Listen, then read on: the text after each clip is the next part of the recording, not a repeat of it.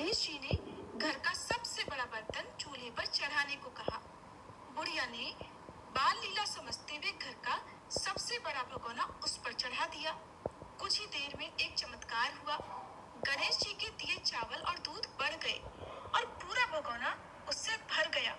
इसी बीच गणेश जी नहाने के बाद खीर खाने की बात कहते हुए वहां से चले गए। उनके जाते ही पीछे से बुढ़िया के पोते पोती आए तो भूख लगने पर बुढ़िया ने उन्हें वह खीर खिला दी। खीर बनते देख रही पड़ोसन को भी बुढ़िया ने कटोरा भरकर खीर दे दी। बेटे की बहू ने भी चुपके से एक कटोरा खीर खाने के साथ एक कटोरा खीर छिपा दी।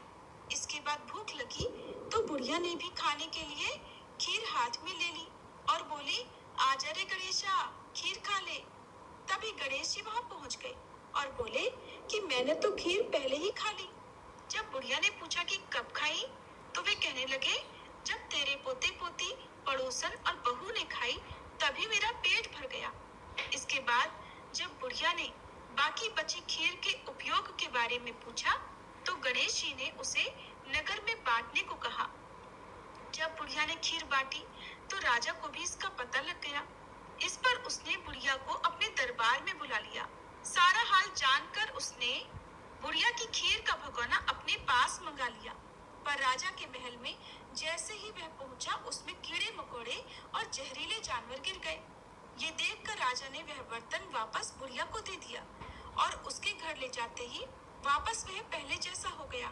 इसके बाद बुढ़िया ने फिर गणेश जी से बची हुई खीर के उपयोग के बारे में पूछा तो उन्होंने झोपड़ी के एक कोने में गाड़ देने को कहा और ऐसा ही करके बुढ़िया रात को सो गई और गणेश जी उसकी झोपड़ी को लात मारते हुए अंतर्ध्यान हो गए। अगले दिन जब बुढ़िया उठी तो उसे अपनी झोपड़ी महल में बदली हुई और खीर के बर्तन सोने जवाहरातों से भरे मिले। गणेश जी की कृपा जानकर बुढ़िया बहुत प्रसन्न हो गई। इस कथा को कहने के बाद हम सभी प्रार्थना करें, हे गणेश जी भगवान, आपने जैसा फल बुढ़िया को दिया वैसा ही इस कहानी को कहते सुनते और हुंकारा भरते सबको देना। नमस्कार, मिलते हैं आगे।